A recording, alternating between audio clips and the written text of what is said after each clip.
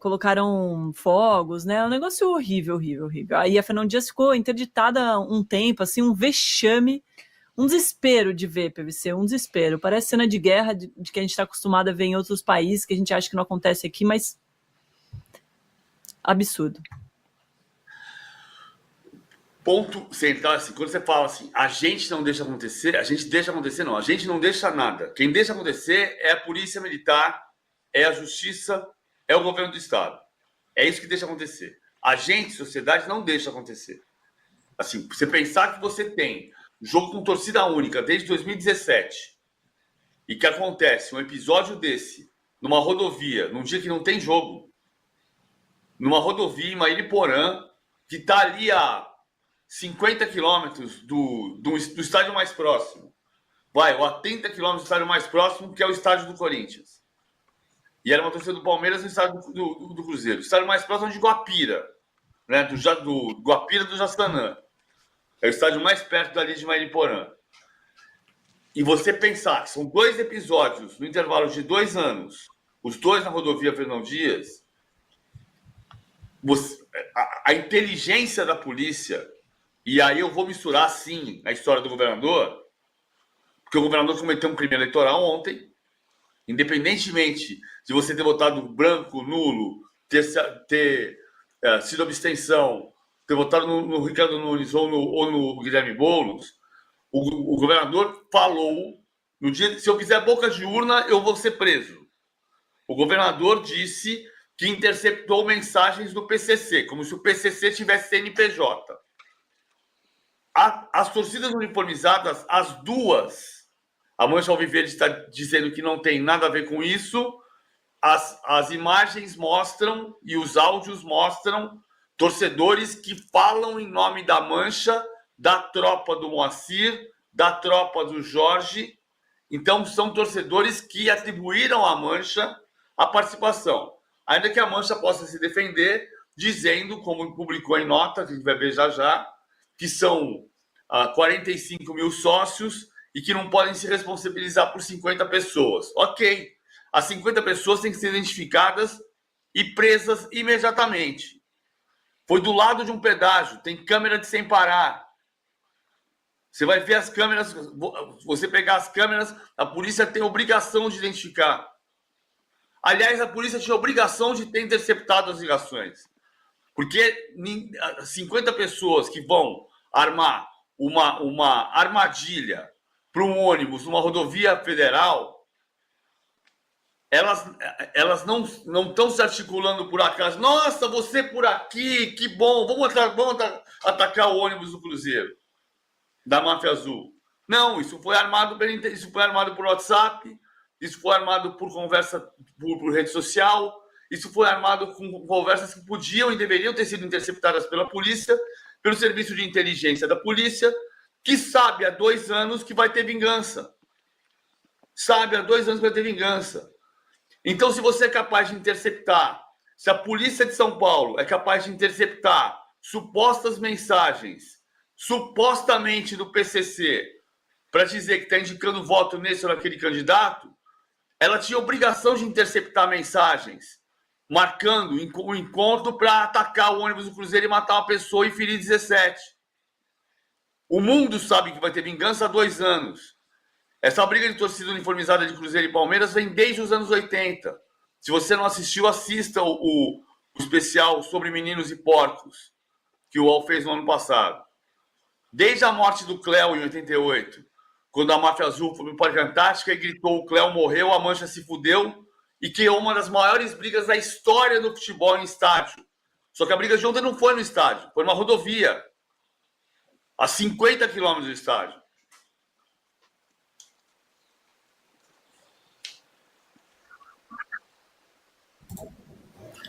Aqui na nossa enquete, em brigas de torcida, o clube deve ser punido com, por enquanto, só o CPF deve ser punido, 37% dos votos, mas 35%, então logo atrás, acha que tem que perder pontos.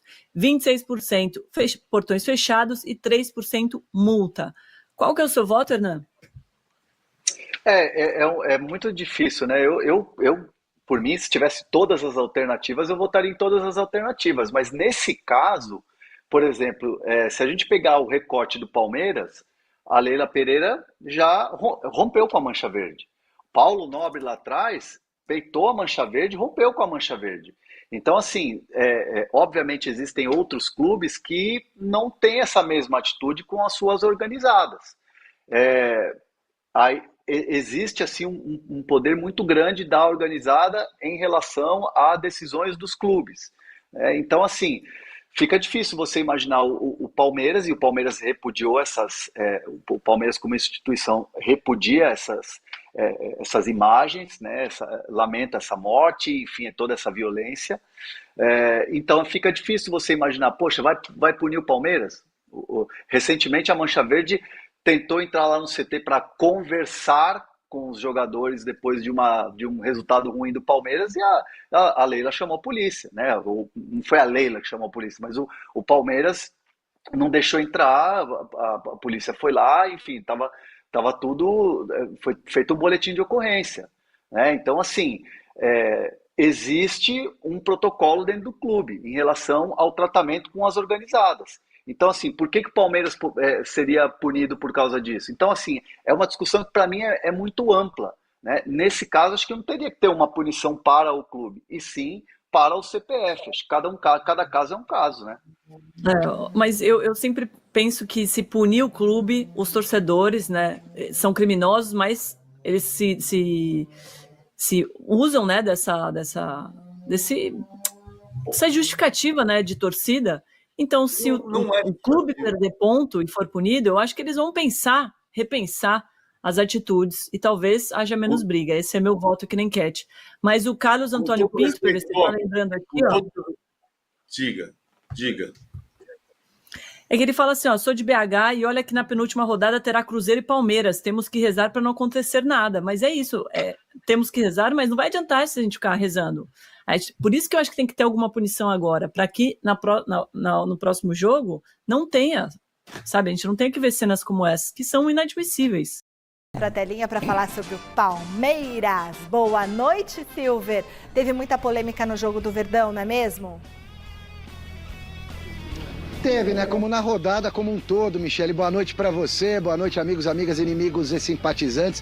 Palmeiras que deixou escapar 2 pontinhos no sábado dentro de casa, ao empatar com o Fortaleza 2-2, viu o Botafogo descolar na liderança, agora 3 pontos à frente, mas a briga continua boa.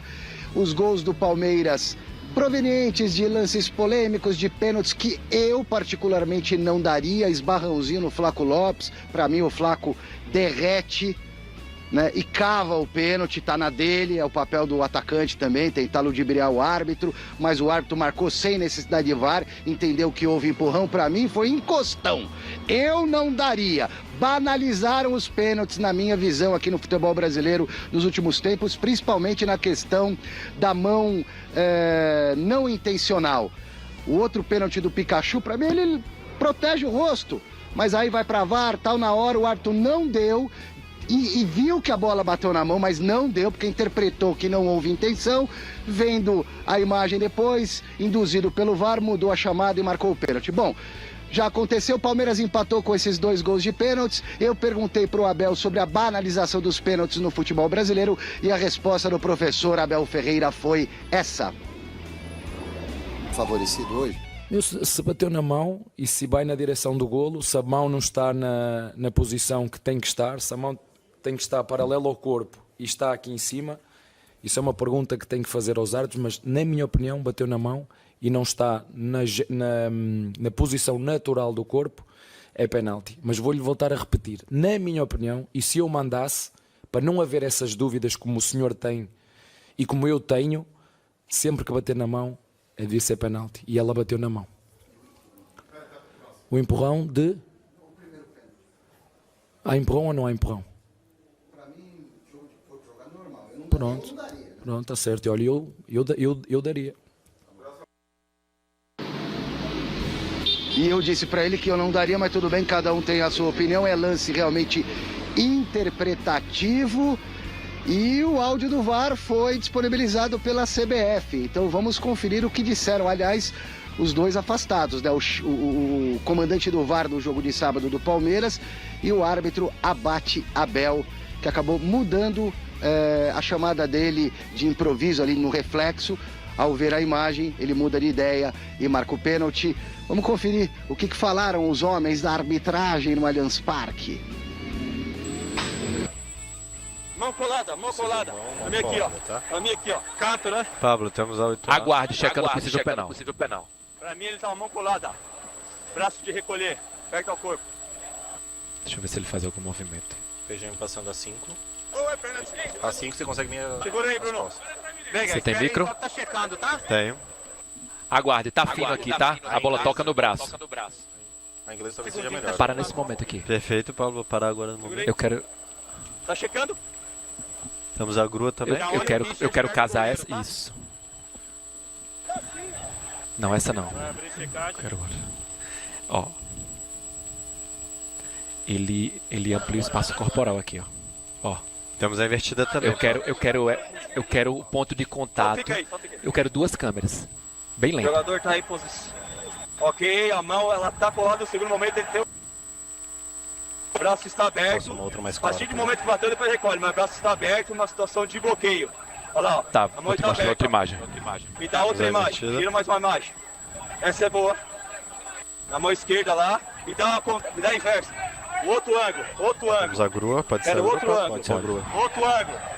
Esse aí. Pênalti. O jogador tá com a mão e ação de bloqueio, ok? Olha lá. Ele Dá faz outra uma imagem, segunda ação. Volta pra micro. Volta Ele pra faz micro. uma segunda ação e depois recolhe. Ó. Atinge ela, essa aí a imagem. Ok. Vou voltar com o tiro penal sem cartão, ok? Mão Ok. de bloqueio. O APP tá ali. Eu, como ser humano, estou confuso. Eu não sei mais o que é movimento natural para jogar bola. Vê uma bolada, queima roupa, uma bomba, o cara faz assim e os caras acham que é movimento... Bom, enfim, é só a minha opinião. Eu não daria nenhum desses pênaltis, Michele. Já volto para falar mais de Palmeiras. Ah, notícia quentinha, Marcos Rocha renovou por mais uma temporada. Essa informação eu já havia trazido aqui para vocês de maneira extraoficial, agora... oficial do Palmeiras, mais uma temporada. Marcos Rocha fica até dezembro de 2025, um dos jogadores brasileiros com mais títulos de Libertadores em toda a história. Olha, eu já vi eles com mão atrás da pênalti, então pra mim agora é quando bate no braço, porque essa questão do movimento natural é muita interpretação. Aqui no Brasil, eu entendo que é quando bate, eu sei que não é o que tá na regra, mas o que eu vejo fazer é sempre que bate a mão no braço, eles dão pênalti. Esse aí eu não achei ruim de dar pênalti, nesse caso. Não é sempre, Michele, mas normalmente nesse tipo de lance, Pegou, o Pikachu, ele pode até ter tido a intenção de proteger o rosto, mas o problema é esse movimento lateral que ele faz, e quando ele vira o corpo, o braço fica fora da cabeça, obviamente, porque não dá para enfiar o braço na boca Então o braço fica aqui do lado. Não tinha onde ele pôr o Então, braço? não tinha. E aí quando ele levanta o braço, esse é um movimento antinatural, porque o movimento natural do braço, o que é? Ele fica para baixo. Se ele levanta, é um movimento antinatural. Mas quando você pega o movimento, você mexe o braço. Então, mas se ele coloca a mão na frente do rosto e a bola bate na mão em frente ao rosto, não é pênalti, porque se a bola passa da mão, bate no rosto. Agora, quando ele vira de lado e a mão faz com que o corpo dele amplie o espaço físico e a bola bate nessa hora, é pênalti pela regra de hoje. Eu, particularmente, sou de um tempo em que era só intenção, mão na bola ou bola na mão. Nesse caso, não seria pênalti antigamente, mas com a regra de hoje, com todas essas modernidades e novidades, esse tipo de lance hoje é considerado pênalti. Então tem que marcar querendo ou não. Eu na redação bati o olho e falei pênalti, meu Deus, quase bateram em você, lá. né? Eu achei que, cara, não tem o que dizer aí, é pênalti. Eu também acho. Pra mim, eu concordo com o Alex, eu acho que ele aumenta ali o campo dele com a mão daquele jeito, com o braço daquele jeito, e é pênalti, não tem o que se fazer aí. Ah, tentou tirar, não tentou tirar. Bom, esse a gente acha que é pênalti, mas e o outro? O outro, pra mim, pênalti também. O primeiro lance no Flaco Lopes, pra mim, o jogador do Fortaleza, ele vem por trás, faz a carga com o braço nas costas do Flaco Lopes, empurra o Flaco Lopes e faz o pênalti. Eu acho que é mais claro que até esse aí da mão. Talvez a intensidade do braço nas costas do Flaco Lopes não fosse suficiente para ele cair do jeito que ele caiu. Mas aí faz parte do jogo. Na minha opinião, para resumir o lance... Esse aí, ó. Para mim o Tite, que é o zagueiro, foi burro e o Flaco Lopes muito esperto. Porque ele foi por trás, colocou a mão nas costas, correndo o risco de acontecer o que aconteceu. E o Flaco Lopes, ao sentir o braço nas costas, caiu também, se projetou porque teve um toque. Não é que ele caiu do nada. Teve um toque nas costas dele e ele caiu. Então caracteriza um lance de penalidade máxima, mesmo não tendo a intensidade que justificaria esse mergulho do Flaco Lopes no chão. E você olhando em câmera lenta pode até ficar em dúvida. Aí, ó, nesse lance. Foi, não foi, porque tá em câmera lenta. Mas você olhando na jogada na velocidade natural, olha que isso. O Flaco Lopes vai parar lá na frente. Pra mim, isso aí é pênalti sem dúvida alguma. Ainda mais que é nas costas. Tocou na perna de trás. Pra mim é pênalti. Eu daria os dois. Você daria o pênalti também? Daria. Daria, pronto. Pênalti, claríssimo. Pênalti. Vocês querem complementar alguma coisa do Palmeiras do jogo? Porque depois a gente vai falar de uma notícia triste, viu? Tá bom. Vamos só falar então rapidinho que com esse resultado o Palmeiras se complicou um pouco e colocou sobre si uma carga muito maior e até uma responsabilidade de ganhar o derby contra o Corinthians na outra segunda-feira na Neoquímica Arena, porque o Botafogo vai ter jogos, em tese, mais tranquilos do que o Palmeiras até o enfrentamento entre os dois na 36ª rodada, que deve acontecer na terça-feira, que antecede a final da Libertadores no sábado para o Botafogo. Então, até lá, o Palmeiras precisa se manter pelo menos com 3 pontos, ou no máximo com 3 pontos de distância para o Botafogo, para poder chegar nesse confronto direto e tentar ganhar em casa do Botafogo e ultrapassar, faltando 2 rodadas para acabar o campeonato. Você acha que o Palmeiras vai conseguir? Eu acho que tem chance. É um time que nos últimos anos tem mostrado força de chegada. Agora está começando a... foram alguns pontos que o Palmeiras deixou no meio do caminho que não deveriam ter deixado. Não deveria ter deixado. Como contra o Bragantino mesmo, que não está ganhando de ninguém, empatou lá. E agora empatou em casa com o Fortaleza. São 4 pontos aí. Eu acho que o Botafogo leva as 2 competições e por ter feito 5-0 no Peñarol no primeiro jogo, vai poder poupar lá agora no jogo da volta e vai com força máxima no Brasileiro até a final da Libertadores. Então vai ser bem complicado. Olha, o fim de semana também foi marcado por uma notícia lamentável, uma notícia muito triste fora de campo. Na madrugada de domingo, cruzeirenses foram vítimas de uma emboscada de torcedores organizados palmeirenses na rodovia Fernão Dias. Gente, infelizmente o ataque resultou em uma pessoa morta, outras 17 pessoas feridas, 17 ou 18, eu acho, pessoas feridas. A gente vai ver agora um pouco do que aconteceu. Cobrado, Maria. Tem cara nosso lá, tem cara nosso lá. Tem cara nosso lá. Tem cara nosso lá. É a mancha do Palmeiras. É a mancha.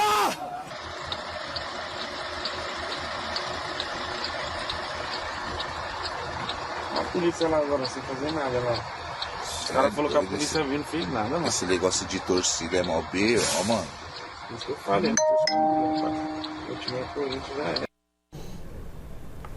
Olha, é muito horrível tudo isso, né? Porque para mim isso aí não tem nada a ver com futebol. A organizada cruzeirense Máfia Azul se pronunciou agradecendo a solidariedade que vem recebendo e também o atendimento no Hospital Anjo Gabriel. Já a torcida Mancha Alviverde emitiu uma nota em que nega ter organizado, participado ou incentivado a emboscada. A torcida uniformizada alega que tem 45 mil associados e ela diz que não pode ser responsabilizada por ações isoladas de 50 torcedores. Enfim, e aí, gente? Como é que é essa situação? Agora tem que haver uma investigação para ver, então, quem que fez, quem que tem a ver, quem que não tem a ver. Temos que deixar nas mãos aí das autoridades que têm competência para julgar, para analisar tudo isso. Agora, que são cenas lamentáveis, independente de quem fez, de quem não fez, isso aí não pode acontecer. Mas pararam o ônibus na estrada? O que é isso? O ser humano acabou, gente. Para que fazer isso com outra pessoa? Tudo futebol, né? Porque, ó, todo mundo é pai, ou todo mundo é pai, é filho de alguém. Deus. Sabe? Tem família. Isso aí foi um troco, né? Que aconteceu há 2 anos, exatamente. Que a Máfia Azul fez uma emboscada na Mancha Verde em Minas Gerais. Há 2 anos. e a Mancha Verde apanhou demais e o troco o juramento foi feito que uma hora ia acontecer o troco. Então, isso não é novidade, infelizmente não é de hoje, há décadas nós vemos enfrentamento de torcedores, emboscadas, isso não é uma coisa assim que aconteceu pela primeira vez. Mas tem que ter um basta, Alex. Tem que ter um basta e o Ministério Público, as autoridades, elas precisam ficar ligadas nisso e saber o que acontece na intimidade das torcidas, porque houve, inclusive, Michele, troca de mensagens pela internet para marcar essa briga aí. Sim. Então não é que o Palmeiras foi do nada, a torcida do Palmeiras lá foi do nada e emboscou. A do Cruzeiro também teve um contato nessa troca de mensagens, sabendo que poderia acontecer alguma coisa nessa viagem aí. E aí só não sabia onde que seria. Então a gente lamenta, mas as autoridades precisam também participar disso para investigar o que aconteceu e para cuidar do monitoramento. Trabalho de inteligência. Trabalho de inteligência, para justamente tentar neutralizar essas coisas que acontecem sempre, né?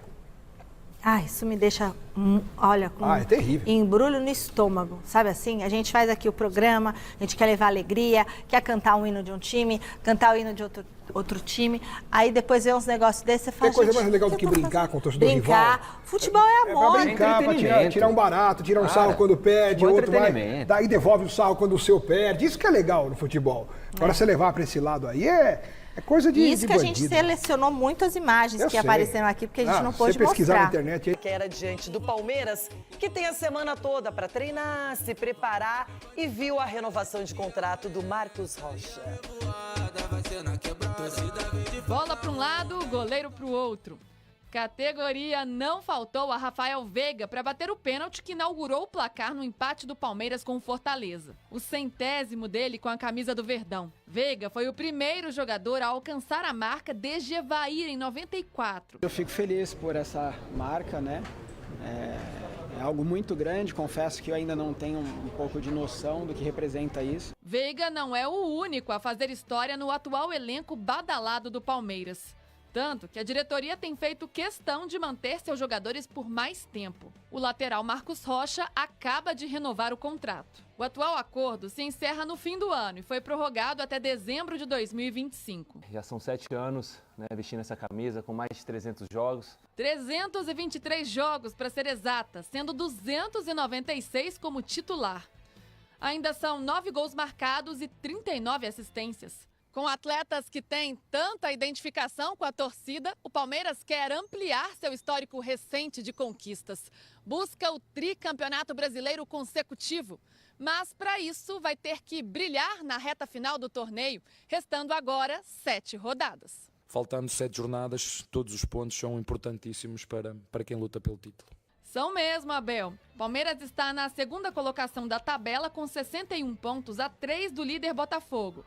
E na segunda-feira tem uma pedreira pela frente. Derby contra o Corinthians em Itaquera. O Palmeiras ainda não sabe se terá o técnico na beira do campo. O português será julgado nesta quinta-feira pelo STJD pelo gesto obsceno que fez no jogo contra o Flamengo pela Copa do Brasil. Se ele for suspenso, fica fora do clássico. A equipe também conta com reforços. Marcos Rocha e Aníbal Moreno, que cumpriram suspensão contra o Fortaleza, voltam. A essa altura, toda ajuda é bem-vinda. A gente sabe que é um jogo com uma atmosfera diferente, com um clima diferente, com um peso diferente, independente da fase deles também, eles que se preocupem também com o lado deles, a gente vai se preocupar com o nosso e focar no nosso lado, que é ganhar e continuar vencendo para atingir nosso objetivo maior. Vai ser interessante esse clássico, porque na teoria a superioridade do Palmeiras na tabela do Campeonato Brasileiro, no que vem praticando, é infinita. Agora, clássico é diferente, o Corinthians vem de uma necessidade, está se enxergando fora da zona do rebaixamento após 10 rodadas, então tem tudo para ser um jogaço muito bem disputado. E aí não tem melhor ou pior, time que está na primeira parte da tabela ou na segunda, aí é diferente. Não tem segredo, você cantou a bola, o clássico ele é diferente, o clássico ele é decidido sim no detalhe, então você tem que ficar ligado o jogo todo, independe do momento de cada equipe, um está lutando para se afastar ainda mais da zona de rebaixamento, o outro está lutando por um campeonato brasileiro, se aproximar ainda mais do Botafogo. Agora, você lembra que na Copa do Brasil teve um gesto feio do Abel Ferreira, repercutiu, foi parar no STJD, já deveria ter sido julgado, mas aí adiaram, entra efeito suspensivo, aquela coisa toda, não é? E esse julgamento acontece quinta-feira. Então, se o Abel for julgado e punido, ele não estaria à beira do gramado no clássico contra o Corinthians. Faz falta. Assim como a gente falou lá atrás em relação ao Zubeldia ficando fora do banco de enviado do São Paulo, a gente citou aqui a falta que ele faz, a mesma coisa serve para o Abel. Agora você vê que o Corinthians vencendo o Cuiabá, se passar de repente na Sul-Americana, você acha que ele chega em boas condições para o Clássico ou ainda tem muita diferença entre as duas equipes? Loirão, o Palmeiras está mais confiante, o Palmeiras tem um time melhor, o Palmeiras joga melhor do que o Corinthians. Óbvio que se você avança na Sula, te dá um pouco mais de confiança, mas a prioridade, sem dúvida nenhuma, do Corinthians é se afastar ainda mais da parte de baixo da tabela. Bom, já mais Campeonato Brasileiro, Série A. Quero fechar esse vídeo para falar a respeito da dívida do Palmeiras. Muito louco, porque o Palmeiras tem tido uma série de boas notícias. Quer ver? Receita do Palmeiras acumulada até setembro desse ano é de 905 milhões de reais. Tudo se encaminha para que o Verdão tenha, em 2024, o maior faturamento de sua história, superando até com folga 1 bilhão de reais. O clube tinha uma previsão orçamentária de 643 milhões até setembro, são quase 300 milhões de arrecadação, superior a mais em relação ao que estava previsto. O superávit do Palmeiras até setembro desse ano é de 125 milhões de reais, ou seja, entre gastos e receitas sobraram 125 milhões. A dívida com a Crefisa, que em outros tempos chegou a bater perto de 200 milhões, hoje é de apenas 5 milhões de reais. Detalhe importante, ainda com uma boa notícia, o Palmeiras tem 345 milhões em créditos a receber. Mas, apesar de tudo isso que eu contei, o endividamento alviverde ainda é extremamente alto, 633 milhões de reais. E ele vem crescendo de forma gradativa. Tanto que no início da temporada, em janeiro, o endividamento era de 579 milhões de reais. Apesar de muitas receitas, apesar de enorme capacidade de faturamento, o Palmeiras não consegue reduzir a sua pendência. Lembrança para justificar esse aumento do endividamento, que o Palmeiras investiu cerca de 200 milhões de reais na contratação de reforços e essa grana acaba por entrar em contratações, ou melhor, em contas a pagar, porque você faz essas compras de forma parcelada. Também surgiram recentemente cerca de 60 milhões de reais para pagar em impostos municipais. Me ajuda a entender essa história, você palmeirense, como é que você pensa essa situação? Usa o espaço para comentário e deixa registrada a sua opinião. Não esquece de deixar like, de se inscrever no canal. A gente se encontra mais tarde com outro... É aí, torcida do Verdão, acham que devemos ser punidos por uma briga de torcida? Deixe o seu comentário aqui embaixo e não se esqueça de se inscrever e ativar o sininho para não perder nenhuma novidade do Palmeiras. Tamo junto!